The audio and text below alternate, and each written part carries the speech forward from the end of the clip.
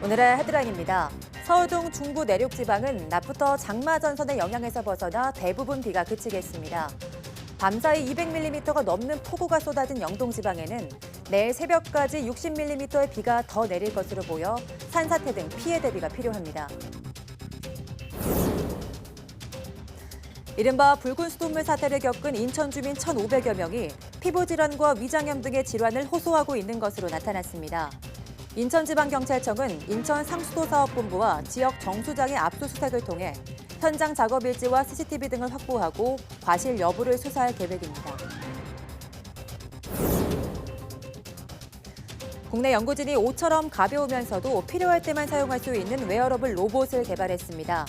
이 웨어러블 로봇은 무게가 1kg 수준이지만 최대 10kg의 무거운 물체까지 들어올릴 수 있습니다.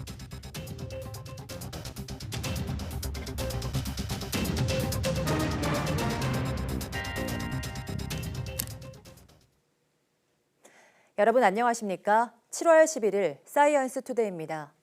장마 전선의 영향으로 밤사이 영동 지방에는 호우특보가 내려진 가운데 200mm가 넘는 폭우가 쏟아졌습니다. 기상청은 현재 서울 등 중북부 지방에서 장맛비가 대부분 그쳤으며 내륙 지방도 낮부터 장마 전선 영향권에서 벗어나 점차 날이 갤 것이라고 밝혔습니다. 하지만 영동 지방에는 여전히 호우특보가 발효 중이며 내일 새벽까지 60mm의 비가 더 내릴 전망입니다.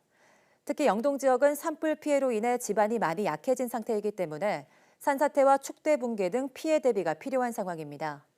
초복인 내일은 후텁지근한 날씨 속에 곳곳에 소나기가 지나겠고 장마 전선은 주말 동안 제주도에만 영향을 줄 전망입니다.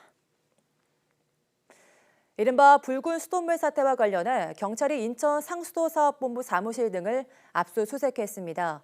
인천지방경찰청 지능범죄수사대는 오늘 오전 인천 상수도사업본부 사무실과 인천 서구 공촌 정수장에 수사관 20여 명을 투입해 서류와 전산 자료 등을 확보하고 있습니다. 경찰은 지난달 인천 지역 정수장에 물을 공급하는 체계를 바꾸다가 이번 사태가 빚어졌다는 환경부 조사 결과를 토대로 과실 여부를 수사하고 있습니다. 이에 따라 수계 전환과 관련한 작업 일지와 정수장 내부 CCTV 등을 확보해 분석할 계획입니다. 또 직무유기 혐의로 고발된 박남춘 인천시장과 김모 전 상수도사업본부장의 소환 여부를 검토할 방침입니다. 붉은 수돗물 사태를 겪은 인천 서구와 영종도 지역에서 피부 질환과 위장염 등을 호소하는 환자가 1,500명에 이르는 것으로 확인됐습니다. 특히 수질이 사태 이전 수준을 회복했다고 발표한 지난 5일에도 피부 질환 등을 호소하는 환자가 20명 나오는 등 의료기관에 찾는 주민이 꾸준히 늘고 있습니다. 인천시는 의료기관 182곳의 환자 발생 여부를 확인했지만 실제 수돗물이 발병 원인인지는 입증되지 않았다고 설명했습니다. 일상복처럼 입으면서 도움을 받을 수 있는 의복형 웨어러블 로봇이 개발됐습니다. 기존 웨어러블 로봇보다 가볍고 편안하며 필요할 때만 선택적으로 활용할 수 있어 효율적이라는 평가를 받고 있습니다. 이정우 기자입니다. 웨어러블 로봇은 착용자의 보행 능력을 돕거나 무거운 물체를 운반할 수 있도록 기계적으로 힘을 더해주는 시스템입니다.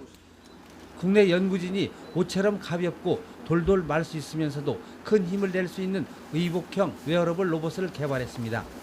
가볍고 큰 힘을 낼 수 있는 형상기억 합금을 적용해서 20g 정도 수준의 옷감형 유형 구동기를 1kg 수준의 웨어러블 로봇에 적용하였습니다. 연구팀은 형상기억 합금에 전류가 흐르면 수축하는 성질을 활용했습니다.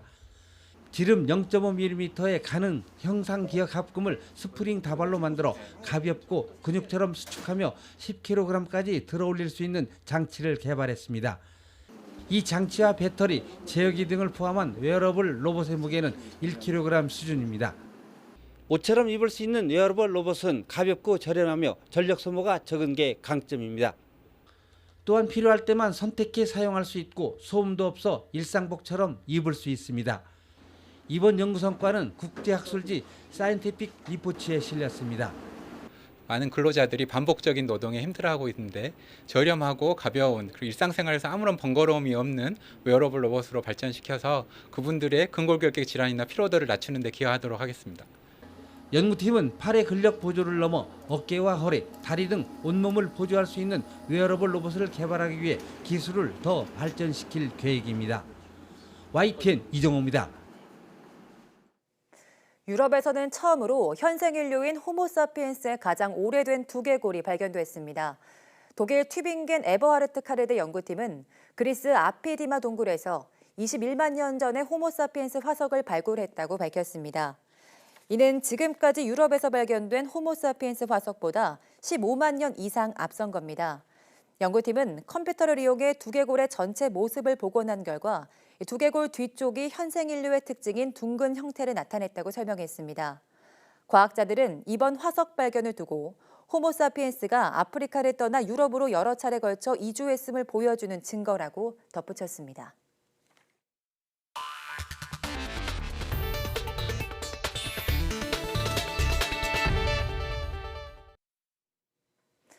우리나라가 유럽연합을 제외한 지역에서 7년 연속 혁신 성과 1위를 차지했습니다.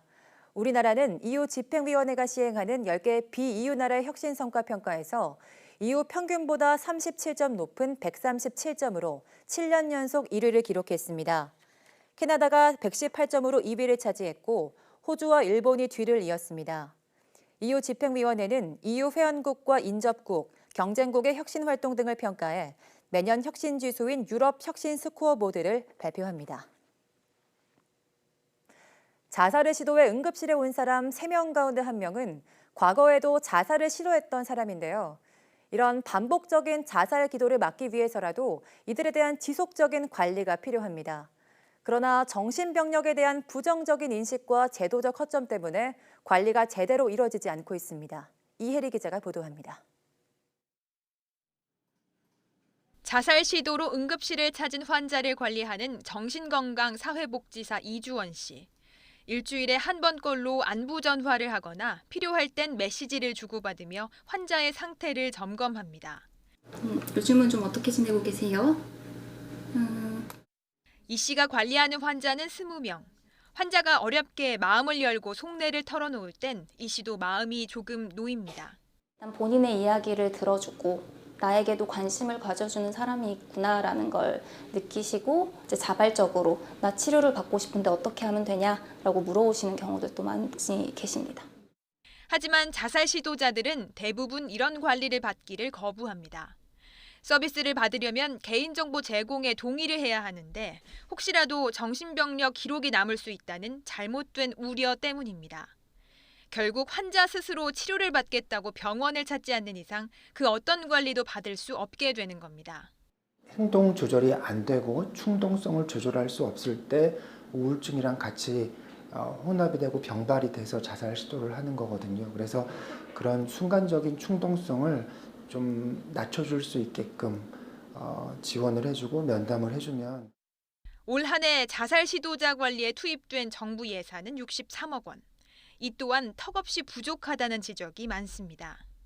현실에 맞는 정책 개선과 지원이 없는 한 세계 최고 수준의 자살률 국가라는 오명을 벗기는 힘들어 보입니다. YTN 사이언스 이혜리입니다. 굶주림에 시달리는 전 세계 인구가 2년 사이 4천만 명 가까이 늘어난 것으로 집계됐습니다. 유엔이 발간한 지속가능한 발전 목표 보고서 2019년판을 보면 영양결핍에 시달리는 전 세계 인구는 2017년 기준 약 8억 2,100만 명으로 추산됐습니다. 2015년에 영양결핍 인구가 7억 8,400만 명이었던 것에 비춰보면 2년 사이에 제대로 먹지 못하는 이들이 약 3,700만 명 증가한 겁니다.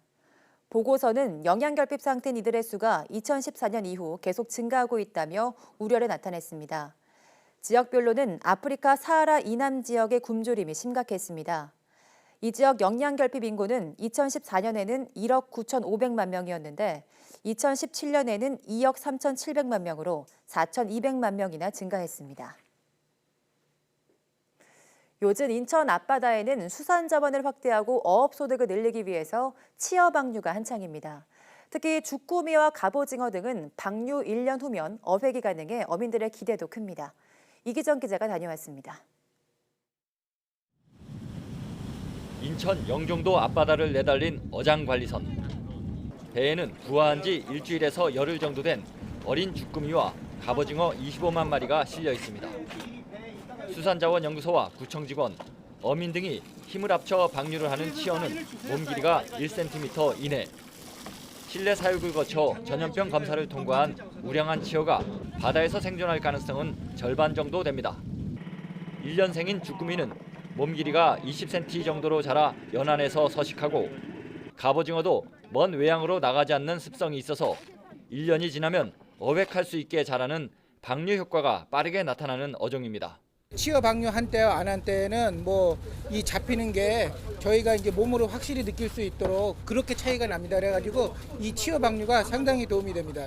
치어를 방류하는 가장 큰 이유는 어족 자원의 고갈, 현대화된 어업 도구를 사용한 물고기 남획과 중국 어선의 불법 조업, 그리고 해양 환경이 변화하는 것도 주요 원인입니다. 인천수산자원연구소는 올해 들어 점농어 방류를 시작으로 지금까지 조피볼락, 주꾸미, 갑오징어 등 250만 마리의 치어를 방류했습니다.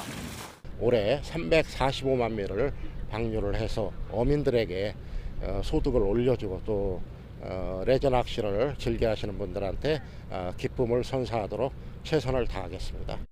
수산자원연구소는 고갈되어가는 어족과 경제성이 높은 고급 어패류, 갑각류 등의 종자를 대량으로 생산해 수산자원 지킴이가 되겠다는 각오입니다.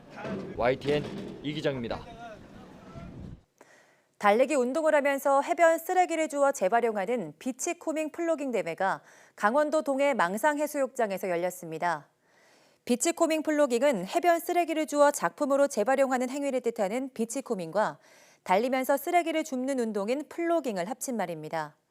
동해시와 협동조합 다담은 망상해수욕장에서 이달 말까지 매주 수요일 비치코밍 플로깅 대회를 열 계획입니다.